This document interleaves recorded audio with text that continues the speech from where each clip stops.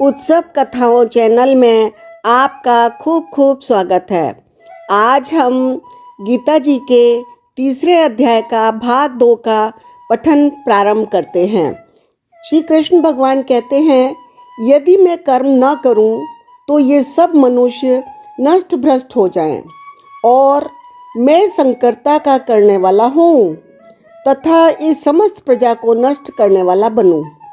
हे भारत, कर्म में आसक्त हुए अज्ञानी जन जिस प्रकार कर्म करते हैं और आसक्ति रहित विद्वान भी लोक संग्रह करना चाहता हुआ उसी प्रकार कर्म करें।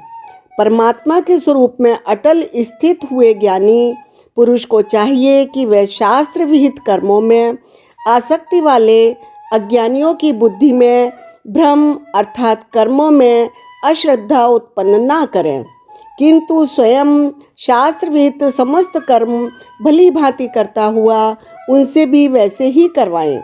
वास्तव में संपूर्ण कर्म सब प्रकार से प्रकृति के गुणों द्वारा किए जाते हैं, तो भी जिसका अंतःकरण अहंकार से मोहित हो रहा है, ऐसा अज्ञानी मैं करता हूँ ऐसा मानता है।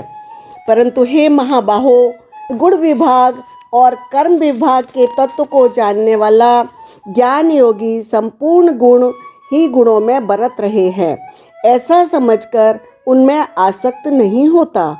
प्रकृति के गुणों से अत्यंत मोहित हुए मनुष्य गुणों में और कर्मों में आसक्त रहते हैं। उन पूर्णतया न समझने वाले मंदबुद्धि अज्ञानियों को पूर्णतया जानने वाले ज्ञानी विचलित न करें।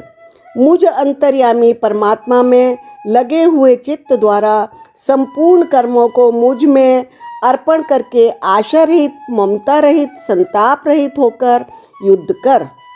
जो कोई मनुष्य दोष दृष्टि से रहित और श्रद्धा युक्त होकर मेरे इस मत का सदा अनुसरण करते हैं, वे सभी संपूर्ण कर्मों से छूट जाते हैं।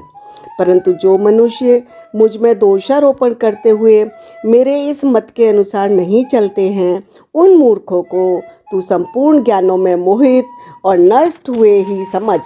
तभी सभी प्राणी प्रकृति को प्राप्त होते हैं, अर्थात अपने स्वभाव के परवश हुए कर्म करते हैं। ज्ञानवान भी अपनी प्रकृति के अनुसार चेष्टा करता है, फिर इसमें किसी का हट क्या करेगा। इंद्रिय के अर्थ में अर्थात प्रत्येक इंद्रिय के विषय में राग और द्वेष से छिपे हुए स्थित है। मनुष्य को उन दोनों के वश में नहीं होना चाहिए, क्योंकि वे दोनों ही इसके कल्याण मार्ग में विघ्न करने वाले महान शत्रु हैं। अच्छी प्रकार आचरण में लाए हुए दूसरों के धर्म से गुण रहित भी अपना धर्म अति उत्तम है। अपने धर्म में तो मरना भी कल्याणकारक है और दूसरे का धर्म भय को देने वाला होता है। अर्जुन बोले, हे कृष्ण, तो फिर यह मनुष्य स्वयं न चाहता हुआ भी बलात् लगाए हुए की भांति किससे प्रेरित होकर पाप का आचरण करता है। श्री भगवान बोले, रजोगुण से उत्पन्न हुआ यह काम ही क्रोध है। यह बहुत खाने वाला अर्थात भोगों से कभी ना आघाने वाला और बड़ा पापी है। इसको ही तू इस विषय में वैरी जान। जिस प्रकार धुएं से अग्नि, मैल से दर्पण ढका जाता है, जिस प्रकार जेड़ से गर्भ ढका रहता है, वैसे ही उस काम के द्वारा यह ज्ञान ढका रहता है। और हे अर्जुन, इस अग्नि के समान कभी न पूर्ण होने वाले काम रूप ज्ञानियों के नित्य वैरी के द्वारा मनुष्य का ज्ञान ढका हुआ है। इंद्रियां, मन और बुद्धि ये सब इसके वास स्थान कहे जाते हैं। यह काम इन मन, बुद्धि और इंद्रियों के द्वारा ही ज्ञान को आच्छादित करके जीवात्मा को मोहित करता है। इसलिए हे अर्जुन, तू पहले इंद्रियों को वश में करके इस ज्ञान और विज्ञान का नाश करने वाले महान पापी काम को अवश्य ही बलपूर्वक मार डाल। इंद्रियों को स्थूल शरीर से पर यानी श्रेष्ठ, बलवान और सूक्ष्म कहते हैं। इन इंद्रियों से पर मन है, मन से भी पर बुद्धि है, और जो बुद्धि से भी अत्यंत पर है वह आत्मा है।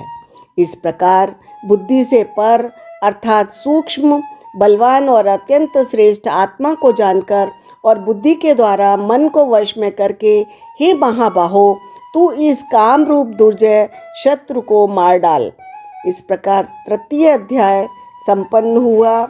तो इस अध्याय में ज्ञान योग, कर्म योग, यज्ञादि कर्मों के विषय में अज्ञानी व ज्ञानवान के लक्षण आदि का वर्णन किया गया है। फिर मिलते हैं अगले अध्याय के पठन पाठन के लिए। तब तक स्वस्थ रहें, प्रसन्न रहें। राधे राधे।